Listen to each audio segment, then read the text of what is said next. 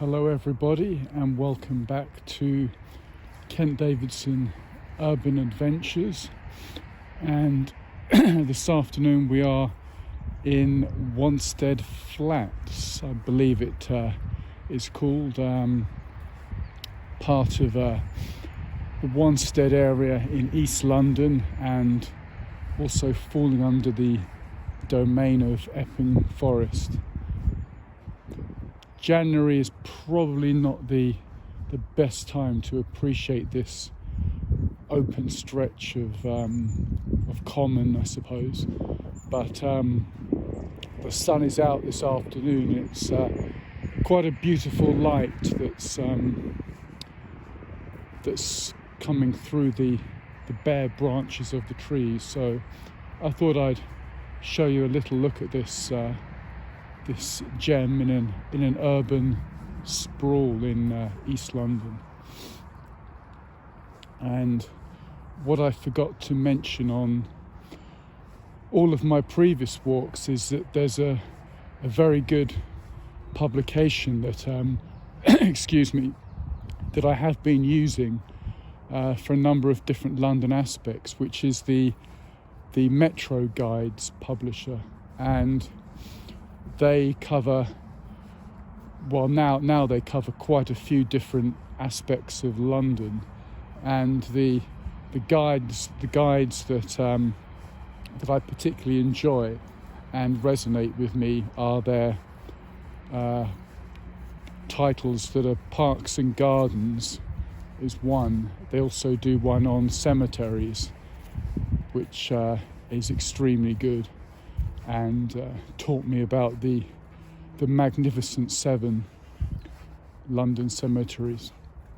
And there's one on markets which I bought at the beginning of last year, anticipating exploring the many ethnic areas of London and the fantastic street markets, from Shepherd's Bush in the west over to East London, some of the markets there. So unfortunately everything shut down, and I didn't really get to do that, which would have been a great project, possibly one for the future. So of those three I mentioned, Parks and Gardens, fabulous book.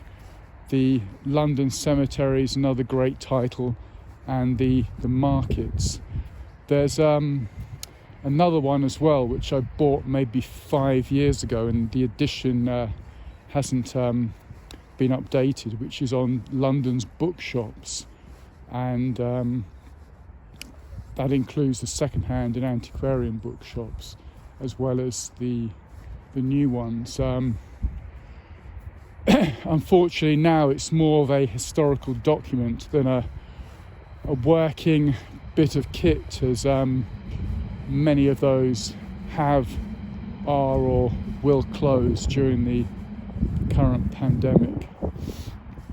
So that's where I wanted to start the video, really. I mean, I've spoken in the past about the great Penguin Map Guides by Michael Middleditch, and I also touched on the Heron publishers with their series of British canals, but I was thinking I haven't given a shout out to the Metro Guides, so that's what I've just done there.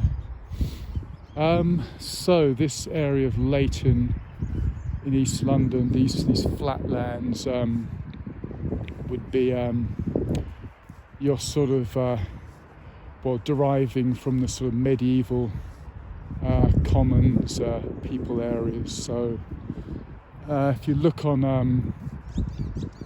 a largish map of London, you can see that I'm in the east side of London. This is the very sort of southernmost limits of the Epping Forest area, but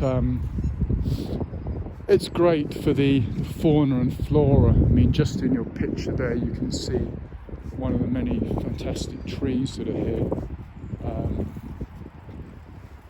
And strong winds, of course, take down quite a few branches. So there's an example there of probably a storm a few weeks back that's done some work on there. And I'll zoom you up for a closer look at that. And not just the trees are interesting here. There's a huge amount of insect life, and I believe there are some rare examples of insects. In fact, I was in this area last summer and saw a huge hornet, which is a sort of wasp, but it was absolutely massive. I mean, I've seen giant hornets with sort of red wings in Tanzania in East Africa, but I've never seen such a large specimen in England. So that was one. I think it was sort of late in the summer season, sort of late August last year, and it was making some noise as well as it moved around. So both here and the whole of Epping Forest are great places for just a range of insect life, amphibians, reptiles. Britain has 2 species of snake, the non-poisonous grass snake, which I have seen a number of times during the summer last year, and the less seen poisonous adder. So those are Britain's 2 species of snake, and as I said, the grass snake I've seen a number of times along the Lee River, New River areas in South Hertfordshire. But just showing you the situation today. It's pretty muddy. You can see from these boots they look okay, but you really need Wellington boots to deal with this this kind of terrain. I'll be scraping the mud off when I get home this evening. But just showing you there how it opens up. You can see the common or flats, or not quite sure what you would call it. I don't think it's called Leyton wetlands, but there's a number of ponds in the area.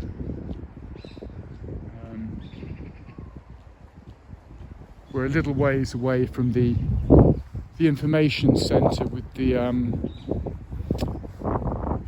bits about the history and the wildlife, so I doubt I'll go over there too. I mean, you can look that up for yourself. But as we're on one of our rural or semi-rural rambles, I thought I should get back into it with a bit of philosophy chat. And again, like the other day in Epping Forest, I've got no notes, I've got no firm itinerary. I'm just going to go with the stream of consciousness and see where it takes us. And one of the themes that always nags at me, and I've had conversations with people about this, and no one seems to have thought about it or see any significance in it. But it's to me it's crucial and fundamental. I'm going to stop right there to show you. Just look at that waterlogged grass there. In fact,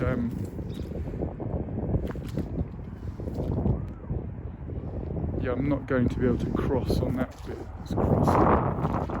Yeah, so what I'm saying is, the fundamental question is, how should or how can the 16, the 18 or the 21-year-old understand the world they're living in, understand their environment?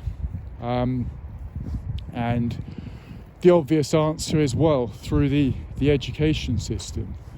And the reply to that is, well, is that the best way that these young individuals should understand their environment, should understand the world around them? And what exactly am I getting at, you ask? Well, the question is,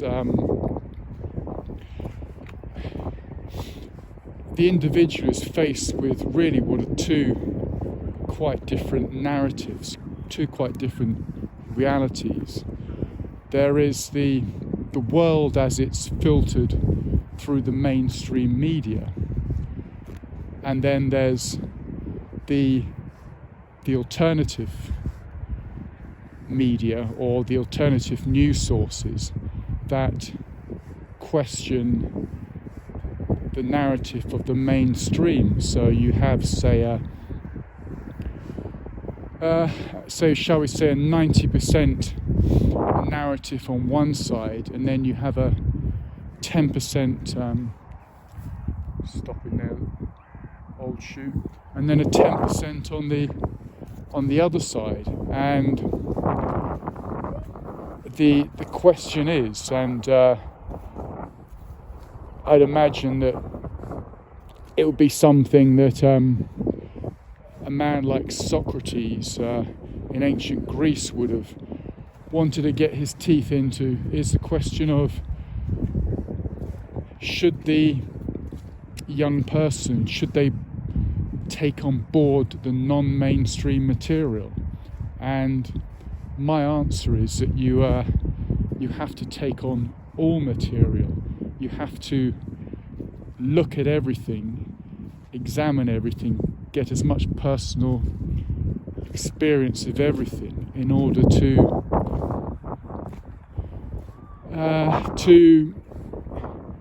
then make your choice of what you choose to believe, because ultimately exposure to material doesn't necessarily lead to one accepting the material. It's merely a case of, should one not be aware of the theory? Just as a side point, is it Sir Isaac Newton or someone similar, in which there's that famous equation, which I know I'm going to get wrong, but it's along the lines of a certain amount of force needs to be put on a certain amount of mass in order that there's a certain measurement of movement. In other words, you need, I've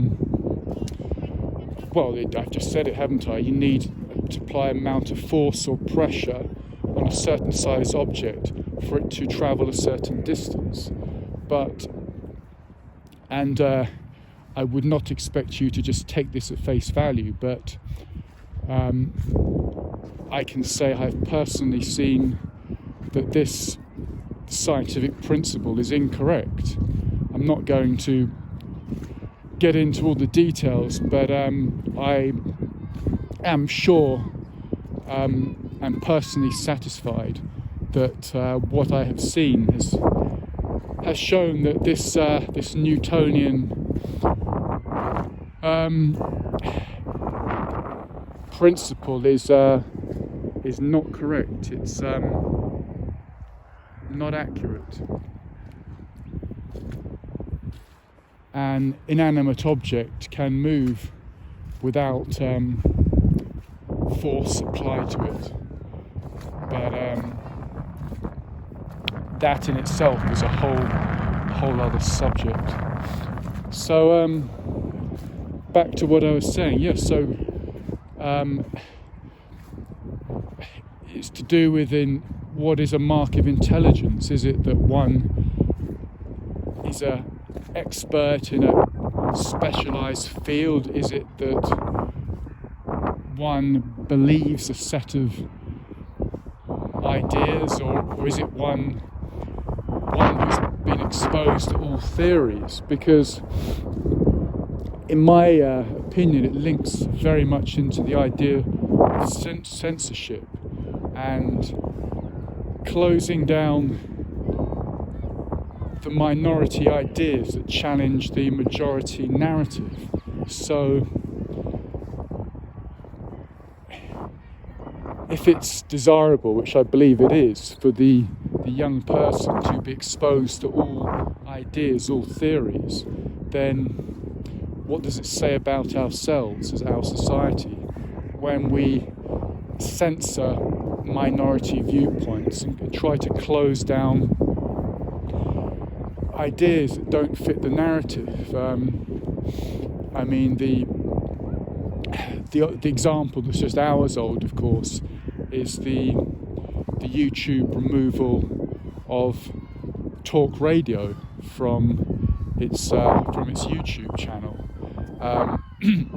YouTube, of course, owned by Google, took down, albeit temporarily, the London Talk Radio YouTube channel, saying that the nature of what was discussed in those programs was unacceptable. And I'm not going to say to you whether it's unacceptable or not, but to me, one of the fundamental tenets of who we are is free speech. So no one was forcing anyone to agree or disagree with the views represented in that channel, but should they not have got a hearing? And going back to the student or the young person, can they honestly say that they have a well-rounded education unless they've been exposed to alternative news, to the minority viewpoint? So I wasn't sure whether I touched on exactly those points in a previous video, so I thought I'd throw it out there.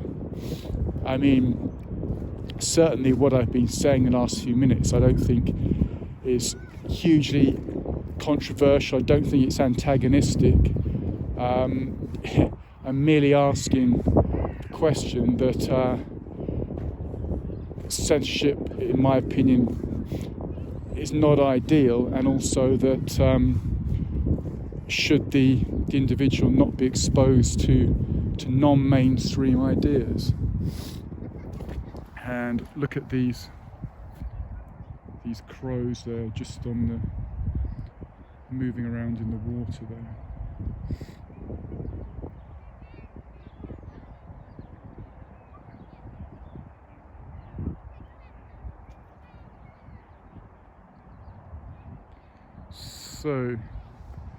So what I've just been saying there is really a soupçon, an hors d'oeuvre, a starter for another topic that I wanted to get into, and it's the question of what is the nature of the so-called Holy Grail, the search for the Holy Grail. What does that actually mean? The philosopher's stone. What do we mean by this? And it's one that I've thought about for a while, and I've heard a number of ideas, and I'll just share with you what I sort of feel it's all about. It goes, doesn't it, with this idea of the transmutation of the base metal into gold. And it's an idea that's been knocking around through the centuries, through medieval periods, and it's with us today. So I keep having to stop to show you the flooded grassland here. This is usually all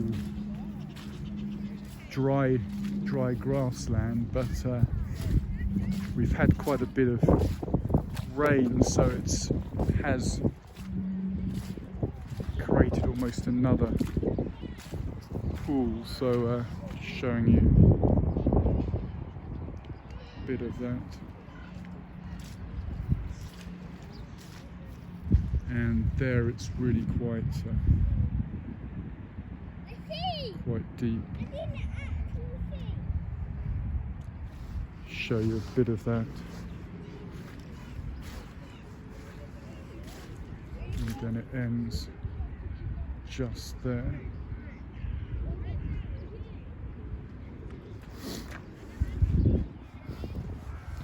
Yeah, I'm not stalling for time. I just thought if I pass this area and don't show you this, I may not be back here. Yeah, the Philosopher's Stone, the Holy Grail, the transmutation of base metal into gold. As far as I understand it, having come across different theories, is that it's the individual's certainty in their own divinity. So it's mortal man's recognition, knowing that he or she is more than their current form, that their identity outlasts their physical form, their body, that their consciousness, their individuality and their identity survives death. That's what I believe the Holy Grail is, the Philosopher's Stone. Not the theory or the hope that such a thing is so, but actually the knowledge, the 100% certainty that is the case. And I think in medieval art and in architecture you'll see representations of some of these ideas, and it touches on the theme, doesn't it, of why some of us believe in God, believe in the Spirit, why others are atheists. And what does this mean? Does this matter? How does it affect things? As you can guess, I believe in God. I believe in the faiths, the great world faiths, Christianity, Judaism, Islam, Hinduism, Buddhism, and there's obviously many others. Of course, their histories have not been perfect. There's been centuries of bloodshed under those banners, but nevertheless, myself and many millions around the world believe in a creator, believe in God, believe in the Spirit, and we believe that this current form we hold is no more than a wardrobe, a set of clothes that can be discarded upon death. So that's what we're about. But not being an atheist, I can't speak for that side of things, but I'm guessing it's a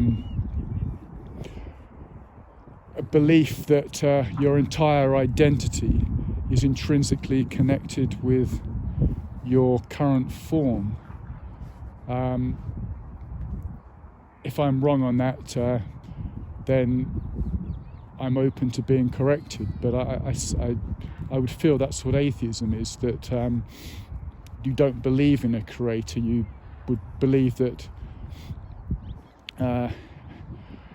other causes caused you to be as you are, and that's fine. Freedom of thought, no problem with that at all. But I think they're two very different approaches to very different philosophies. So the world around us is going to look very different based on which of those is preeminent.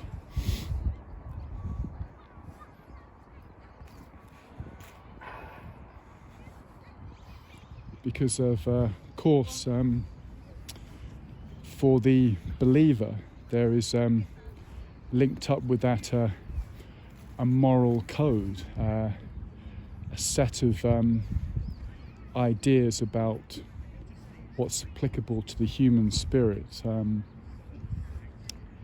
how life should be lived. Of course, atheists would say they have a moral code. Their lives are no more immoral than a religious, and there's plenty of horrific religious people doing terrible things. But what does it mean to have no belief in spirit, to not believe in God?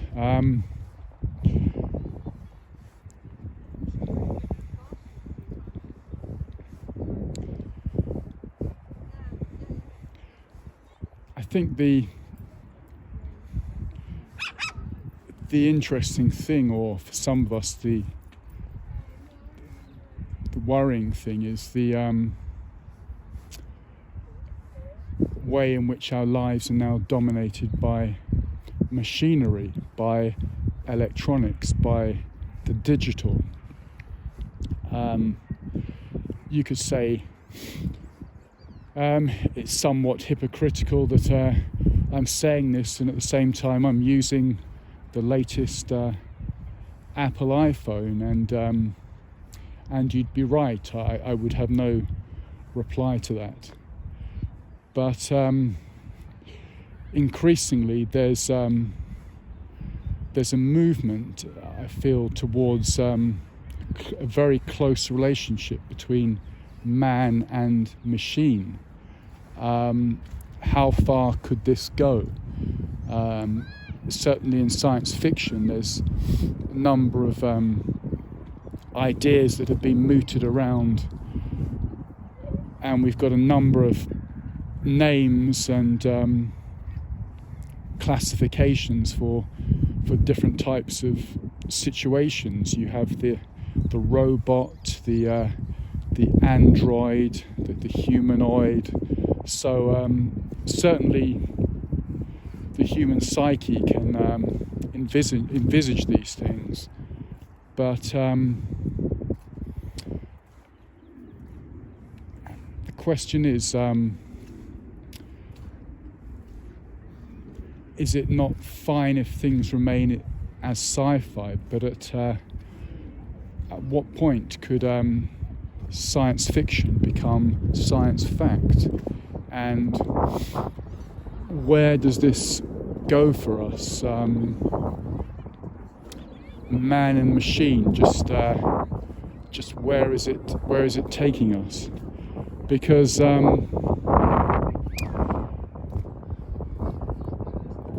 inorganic matter is presumably, I could be wrong, but I'm guessing, is not faith-based. It wouldn't have a consciousness to believe in spirit, in a creator.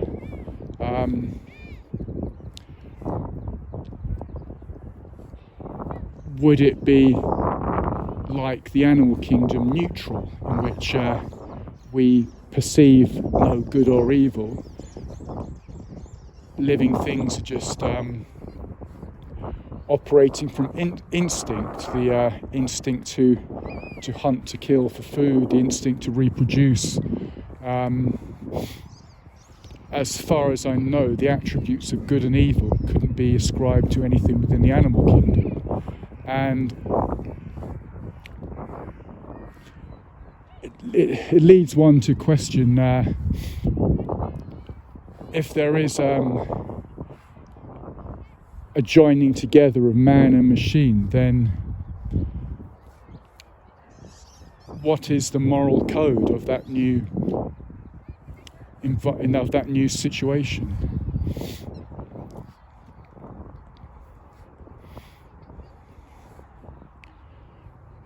If it's not good, is it neutral? But if it's not neutral and it's not good, then that leaves evil.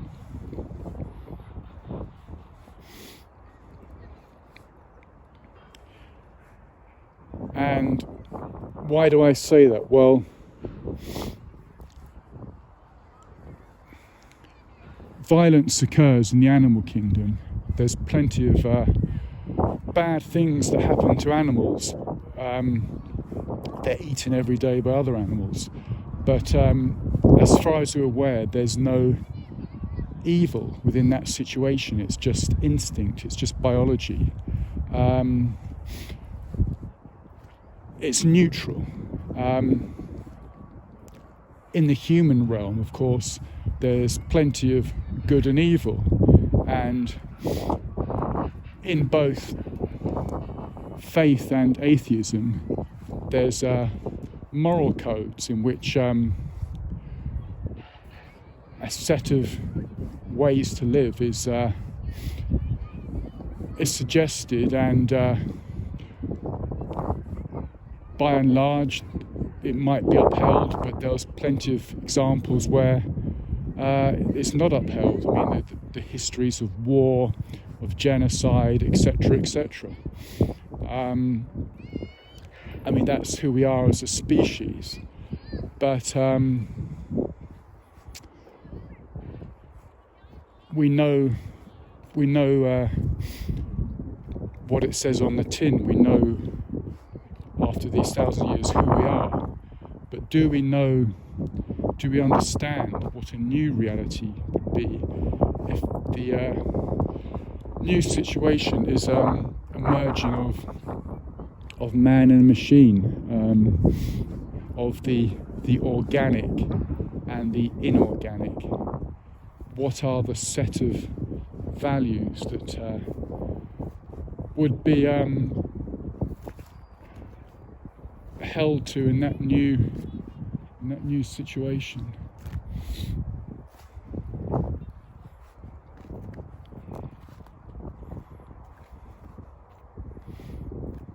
I mean, it's certainly something that should be discussed as we go into the 2020s and towards the middle of the 21st century. It's more than likely going to be a possibility. But science does its thing, doesn't it? And then we're left to work out the morals after it.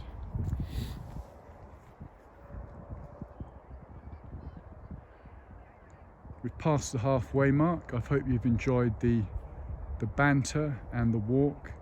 I'll sign off now. Bye for now.